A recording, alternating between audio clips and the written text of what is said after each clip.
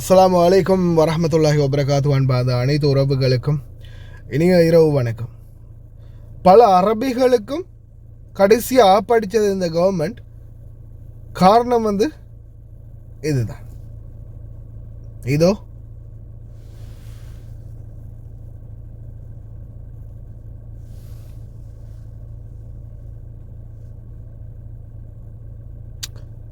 சால்மி border கிராசிங்கில் வச்சு cargo லொரியை பிடிச்சிருக்கிறாங்க. இப்போ cargo lorry என்ற ஒன்றுமே அட்டு அங்கே இங்கேருந்து இப்போ நிறைய பேர் வருவாங்க. 2 வீடியோலையும் வரும் பாதி போய் சொல்லாதடா அப்படிடான்னு இல்லை, எல்லாமே கார்கோ லொரி தான். சரியா, அவ்வளோ அரிசி மூட, வேறு என்னது, எண்ணெய் கேன், எண்ணெய் கலன், அரிசி மூட, பால் பவுடர், இந்த மாதிரியான பொருட்கள். சரியா, இது எல்லாமே பார்த்தீங்கன்னா எங்கன்னா சால்மி பார்டர் கிராசிங் கஸ்டம்ஸ் அதிகாரிகள் பிடிச்சிருக்கிறாங்க. இப்போது நீங்கள் நினைக்கிறீங்க கார்கோ போடும்போது கார்கோ நம்ம ஸ்ரீலங்காவுக்கு இந்தியாவுக்கு போடுற மாதிரி கார்கோக்கள் கப்பலில் தான் நம்ம எல்லா கார்கோவும் இந்த நாட்டிலேருந்து போகும். அப்படி இல்லை.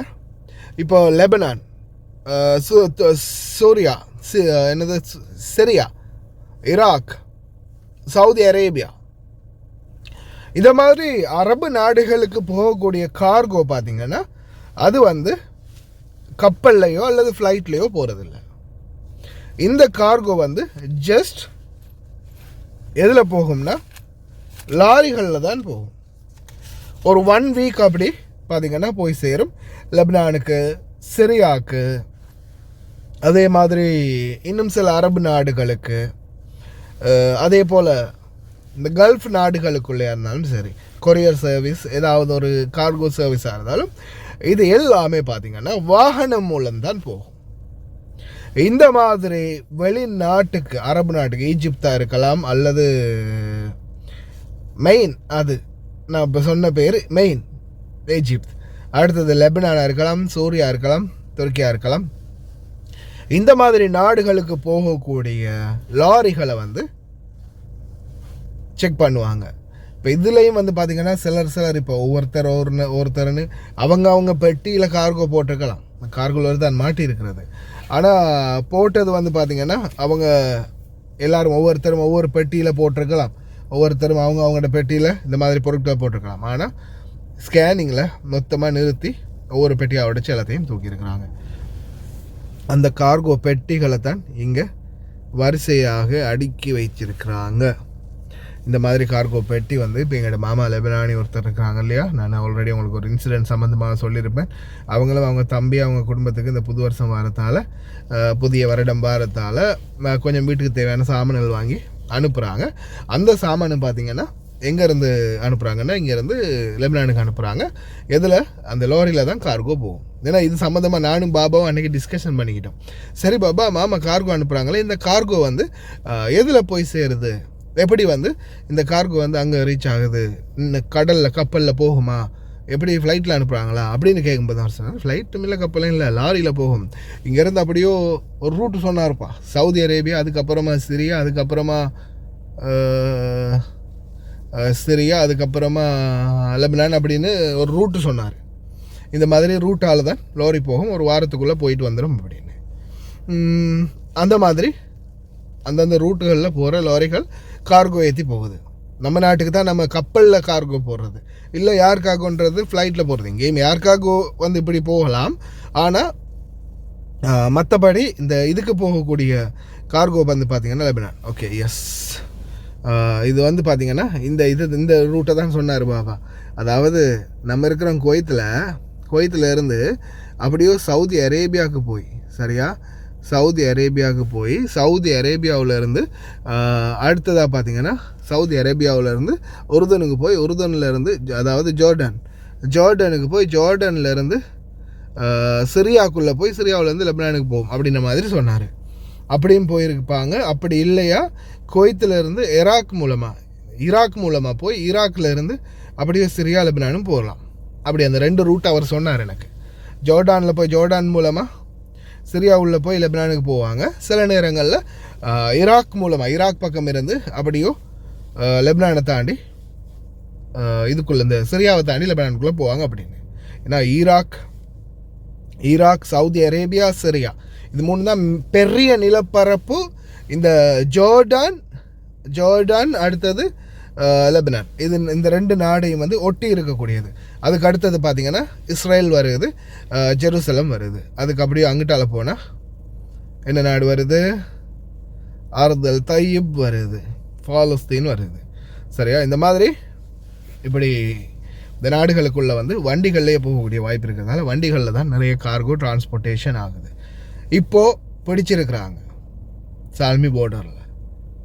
இப்போ ரீசெண்டாக நம்ம போட்ட அந்த நியூஸ் எடிட்டரில் இருக்கோ தெரியல, நான் பார்க்குறேன், என்னோட இந்த ரெக்கார்டிங் ஃபோனில் இருக்குன்னு நினைக்கிறேன். இப்போ ரீசெண்டாக தான் பிடிபட்டுச்சு நிறைய கார்கோ பொருட்கள். உங்களுக்கு நான் போட்டு காட்டியிருப்பேன். அதே மாதிரி வீடியோவும் காட்டியிருப்பேன். இந்த அட்வர்டைஸ்மெண்ட் போட்டு காட்டி தான் இவனுங்க இதை இல்லாமல் ஆக்கினதுன்னு. ஆனால் இன்னமும் பார்த்தீங்கன்னா சில அட்வர்டைஸ்மெண்ட்டுகள் ஓடிட்டு தான் இருக்குது. எங்கே போய் சொல்கிறதுன்னு எனக்கு என்ன தெரியலை, ஏன் தான் இப்படி பண்ணுறாங்கன்னு தெரியலை. ஏறாவூர் ஏதோ ஒரு பேர் ஒன்று போட்டு ஏறாவூரில் பார்த்தீங்கன்னா அதே மாதிரி அட்வர்டைஸன் ஒன்றும் ஓடிக்கிட்டே இருக்குது. எவ்வளோ சொன்னாலும் ஏறாத ஊர் ஆட்களாகவே இருக்கிறீங்களா நீங்கன்னு தெரியலை எனக்கு. ஏன் இப்படி பண்ணுறீங்கன்னு புரியலை. ஏன் இந்த மாதிரி பண்ணுறீங்க? நான் 2-3 தடவை ரெக்வஸ்ட்டும் பண்ணேன், மெசேஜும் போட்டேன், அதுக்கு ரெஸ்பான்ஸ் கிடைக்கல. ஆனால் சில ஊர்கள் அதே மாதிரி காலி சைடில் ஒன்று பார்த்தேன், நூரலியா சைட்டில் ஒன்று பார்த்தேன். ஆனால் கூடுதலாக 190% கிழக்கு மாகாணத்தில் தான் பிஸ்னஸ் அதிகமாக நடக்குது, அதிகமான அட்வர்டைஸ்மெண்ட் இருக்குது. தயவு செய்து தவிர்த்துக்கோங்க. இல்லைன்னா இருக்கிற கொஞ்சம் நெஞ்சு சும்மா வேறு ஏதாவது வாங்கி போட்டாலும் இதுவும் போடக்கூடாது அப்படின்ற புதிய சட்டத்தை கொண்டு வந்துடுவாங்கடா.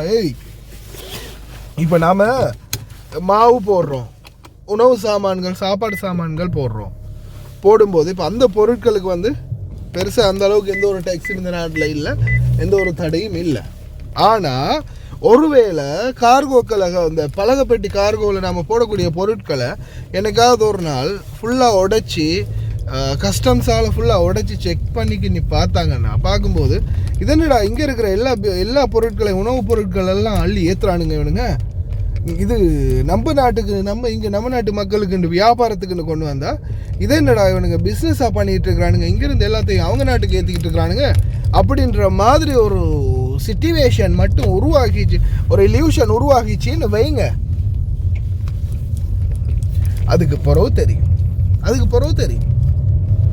இப்போ புரியாது.